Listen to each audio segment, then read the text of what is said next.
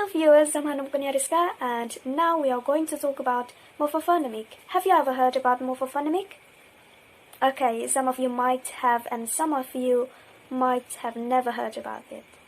So, morphophonemic is study of the relationship between morphology and phonology. Morphophonemic involves an investigation of the phonological of the variations within morphemes, usually marking different grammatical functions.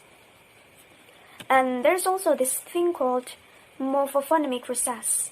So what is morphophonemic process?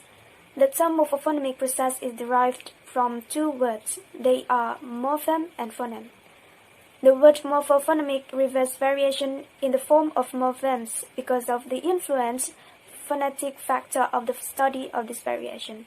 According to Parera, the form change of morpheme is based on the sounds surrounded, which relates to the correlation between morphemes and phonemes. It is also called morphophonemic change.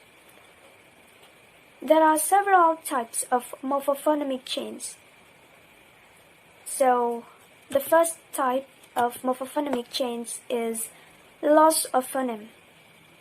It occurs when one or more phonemes that are present in the normal allomorph of morpheme may simply be missing in another allomorph. For example, soft to soften. So from soft to soften.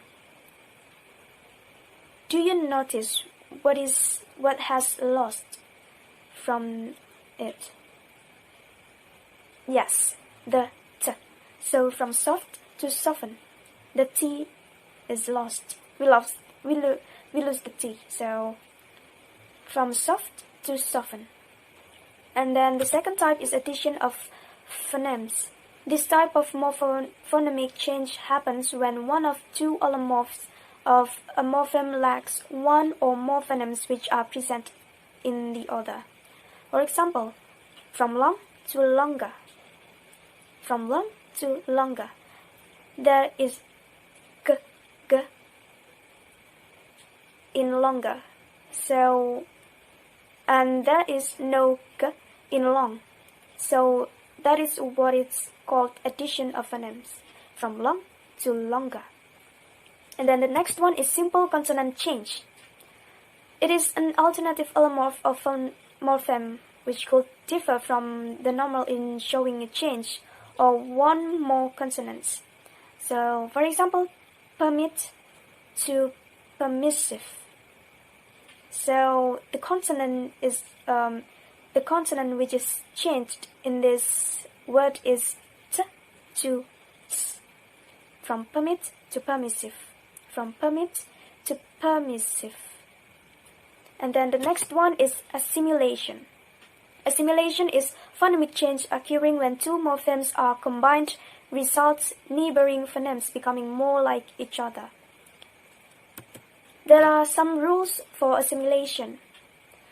The first rules is the phonemes t, d, and n often become bilabial before bilabial consonants.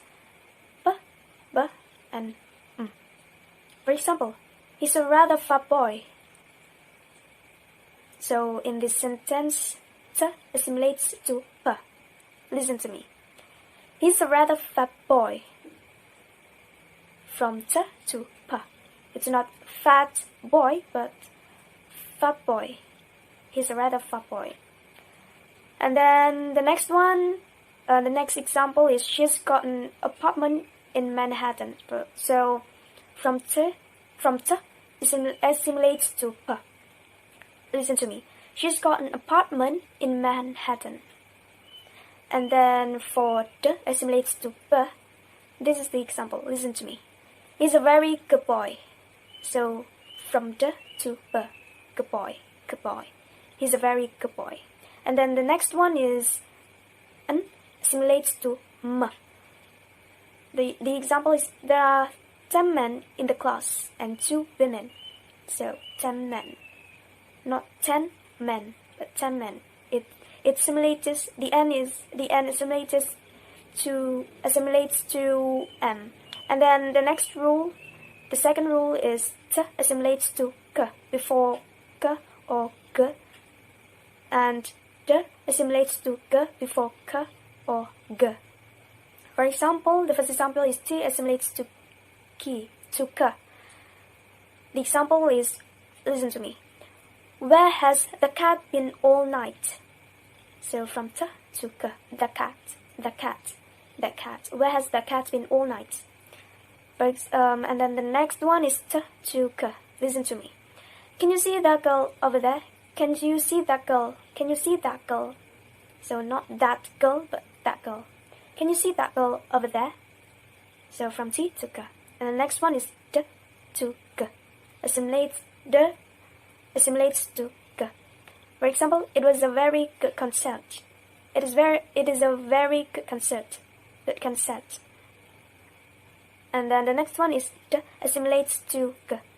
For example, she's a very good girl. She's a very good girl. She's a very good girl. And then the third rule is n can assimilate to before k or k. For example, I've been going out too much lately. And then the next rule, the fourth rule is s can assimilate to sh before sh.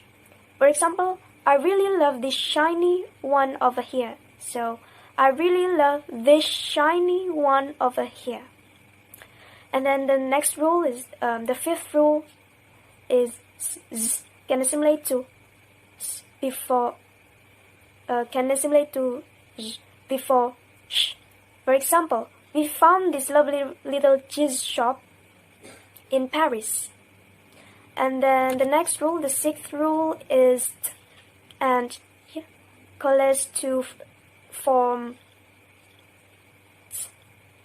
For example, you went to France last year, didn't you? And then the last one is t and y coalesce to form ch.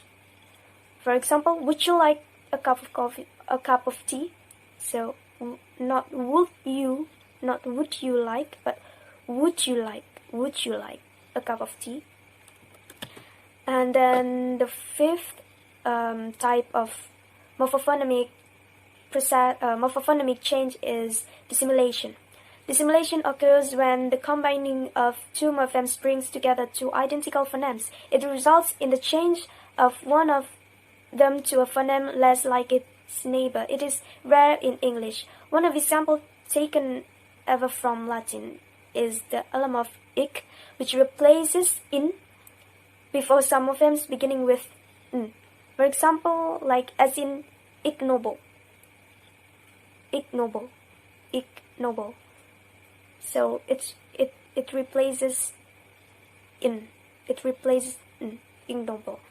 And then the next type is synthesis. Synthesis is a consonant change commonly occurs in modern English. It is the fusion of consonants brought together by morpheme combination into a single new phoneme different from both of its constituents.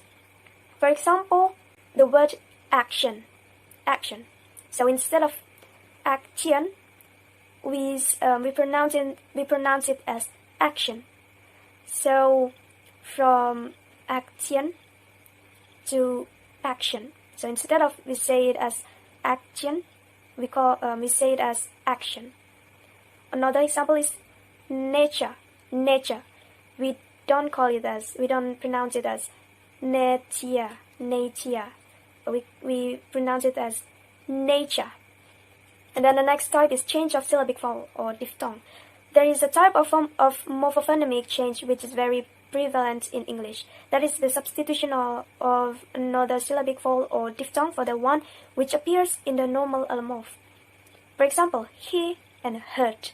Hear and hurt, or hear and hurt. So from the diphthong here to hurt. So it changes. And then the next one is stress shift. Stress shift is a change of a stress occurring in the syllables of newly formed word due to the addition of an affix to a word in English. For example, linguist to linguistic. So the stress change from linguist to linguistic. And then the last type is gradation. As previously discussed, the process of derivation involves stress shift, usually also involves certain types of vowel change. In this case, the other vowels and diphthongs tend to be replaced by e or when the stress shift happens to another syllable, and vice versa. So the example is, for example, is symbol to symbolic. So instead of symbolic, it's symbolic. So it changes. Symbol, symbolic.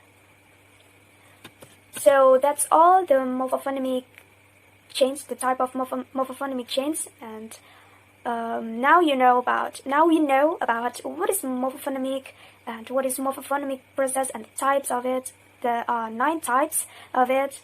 So thank you for your attention. That's all from me. I'm sorry if I made mistakes, and thank you for watching. See you. Ciao.